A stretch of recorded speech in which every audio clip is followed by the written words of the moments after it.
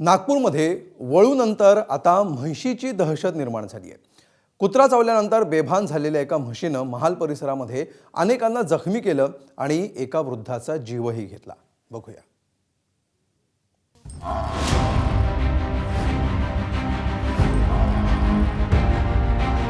आक्रमक झालेल्या ह्याच म्हशीनं सोमवारी नागपुरात धुमाकूळ घातला, अनेकांवर हल्ले केले आणि याच हल्ल्यात एका ज्येष्ठ नागरिकाला आपला जीव गमवावा लागला। सोमवारी सकाळी 8:30 वाजल्यापासून ही म्हैस नागपूरच्या अत्यंत गजबजलेल्या महाल परिसरात अक्षरशः सैरावैरा पळत होती। अनेकांवर तिनं हल्ल्याचा प्रयत्न केला, मात्र महापालिकेनं या म्हशीचा बंदोबस्त करण्याआधी तिनं गल्लीतून बाहेर धाव घेतली। याच दरम्यान अनेक दुचाकी पाडल्या, रस्त्यावरून येणाऱ्या जाणाऱ्यांना जखमी केलं आणि याच दरम्यान वाटेत आलेल्या लक्ष्मण कुंभारे यांना धडक देत त्यांना खाली पाडलं। त्यांना तातडीनं रुग्णालयात दाखल करण्यात आलं, मात्र उपचारादरम्यान त्यांनी प्राण सोडला। कोंडवाडा विभागाच्या अधिकाऱ्यांना, महानगरपालिकेच्या अधिकाऱ्यांना त्याची सूचना दिली, पोलीस स्टेशनला सूचना दिली। पोलीस आणि महानगरपालिकेचे कर्मचारी इथे आले, तिला जेरबंद करण्याचा प्रयत्न केला, पण ती इतकी बेभान होती आणि इतक्या मस्तीत होती ती म्हैस का तिला पकडणं अशक्य झालं। इथून ती सुटली, एका पोलीस कर्मचाऱ्याला तिने उडवलं, इथून जाता जाता परत तिने एका वृद्ध माणसाला उडवलं, ते त्याच्यात जखमी झाले आणि त्याच्यानंतर त्यांचा मृत्यू झाला। ही दुर्दैवी घटना काल इथे घडलेली आहे। इथून तर तिला पकडण्यासाठी सुरेश भटच्या समोरील चौकात तिला जेरबंद करण्यात आलं। धक्कादायक बाब ही की या म्हशीला काही दिवसांपूर्वी कुत्रा चावला होता, त्यामुळे ती रेबीजचा संसर्ग होऊन आक्रमक झाल्याचं बोललं जात आहे। ही गल्लीत एका ठिकाणी एका घराच्या शेजारी येऊन लपून बसली होती। त्यानंतर या ठिकाणी सगळे गोशाळेतले आपल्या कोंडवाडा विभागाचे ते लोक आलेत आणि आपल्या शहरातील नागरिक, आमच्या वस्तीतील नागरिक हे सगळेजण एकत्र झाले।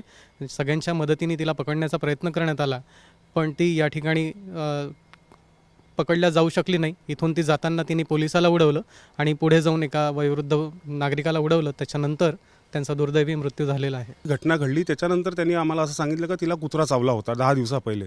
तर त्या पिरियडमध्ये आम्ही त्याला विचारलं का उपचार तुम्ही चालू केला होता का? तोही एक गरीब व्यक्ती होता, त्यांनी सांगितलं का मी घरगुती उपचार तिचे करत होतो, पण ते इतक्या प्रमाणात हे होईल असं मलाही कळलं नाही।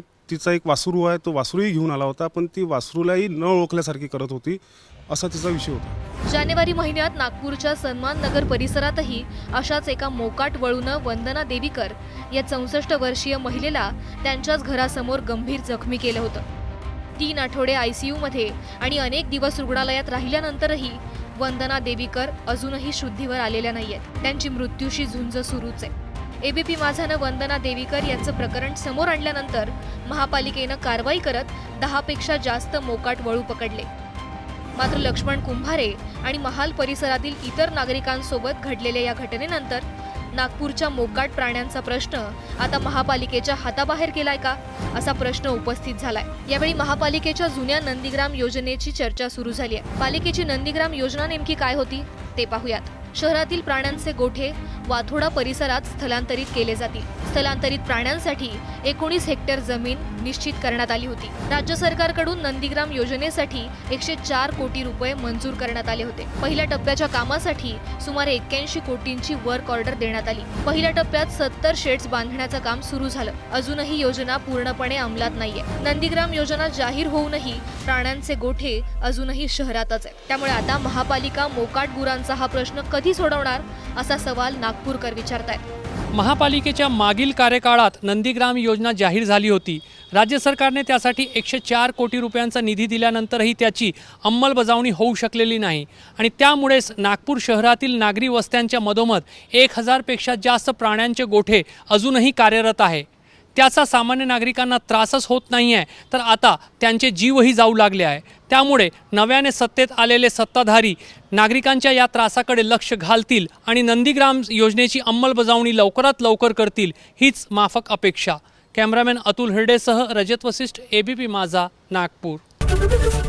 ABP माझा, उघडा डोळे बघा नीट।